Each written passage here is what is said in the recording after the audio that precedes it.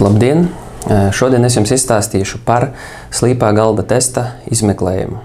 Tātad slīpā galda testa izmeklējumu mēs veicam pacientiem, kuriem ir aizdomas par neskaidriem samaņas zudumiem, vai arī ir pacienti ar neskaidriem reiboņiem.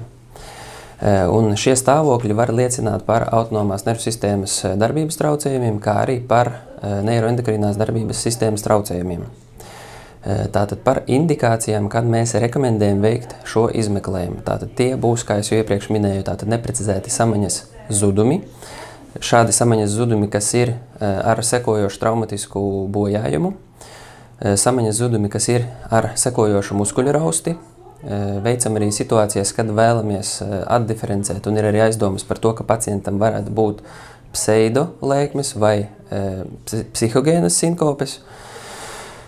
Kā arī situācijās, kad mēs domājam, ka pacientam varētu būt autonomās nervu sistēmas darbības traucējumi un tādi stāvokļi un diagnozes kā posturāls ortostātisks tahikardijas sindroms, kardiovaskulāra autonoma neiropātija un arī ortostātiska intolerance, piemēram, ortostātiska hipotenzija.